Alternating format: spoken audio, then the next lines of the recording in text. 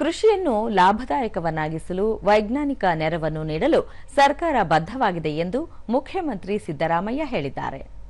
ಬೆಂಗಳೂರಿನಲ್ಲಿ ನಿನ್ನೆ ರೇಷ್ಮೆ ಮತ್ತು ಖನಿಜ ಭವನ ನಿರ್ಮಾಣಕ್ಕೆ ಶಂಕುಸ್ಥಾಪನೆ ಹಾಗೂ ಈ ರೇಷ್ಮೆ ಪೋರ್ಟಲ್ ಬಿಡುಗಡೆ ಮಾಡಿದರು.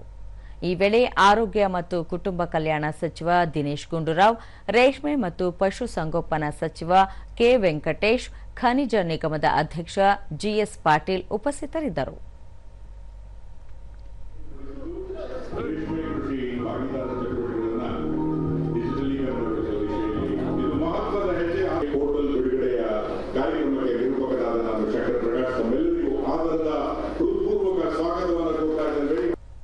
ಬಳಿಕ ಮುಖ್ಯಮಂತ್ರಿ, ರಾಜ್ಯದಲ್ಲಿ ಸುಮಾರು 1.5 ಲಕ್ಷ ಕುಟುಂಬಗಳು ರೇಷ್ಮೆ ಕೃಷಿಯನ್ನು ಅವಲಂಬಿಸಿವೆ.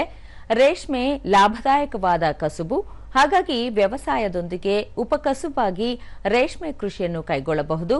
ಕೃಷಿಯಿಂದ ವಿಮುಖರಾಗುತ್ತಿರುವ ಯುವ ಜನಾಂಗವನ್ನು ಮತ್ತೆ ಕೃಷಿಯತ್ತ ಸೆಳೆಯಲು ರೇಷ್ಮೆ, ತೋಟಗಾರಿಕೆ ಮತ್ತು ಪಶುಸಂಗೋಪನೆಗೆ ಸರ್ಕಾರ ಹೆಚ್ಚಿನ ಒತ್ತು ನೀಡುತ್ತಿದೆ ಎಂದರು.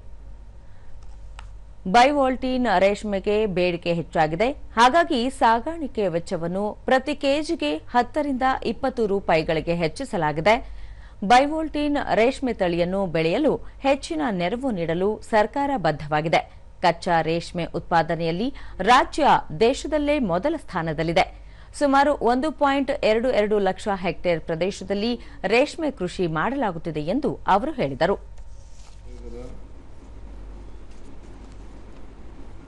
ರೇಷ್ಮೆ ಇಲಾಖೆಯಲ್ಲಿ ಬೇಕಾದಷ್ಟು ಜಾಗಗಳಿದ್ದಾವೆ. ನಾನು ಅದಕ್ಕೆ ವೆಂಕಟೇಶ್ ಹೇಳಿದ್ದೀನಿ, ನಿಮಗೆ ಎಷ್ಟು ಬೇಕೋ ಅಷ್ಟು ಉಳಿಸ್ಕೊಳ್ಳಿ ಜಾಗನ. ಅಗತ್ಯ ಇರ್ತಕ್ಕಂಥದ್ದನ್ನ, ಅವಶ್ಯಕ ಇರ್ತಕ್ಕಂಥದ್ದನ್ನ ಆ ಜಾಗ ಉಳಿಸ್ಕೊಳ್ಳಿ.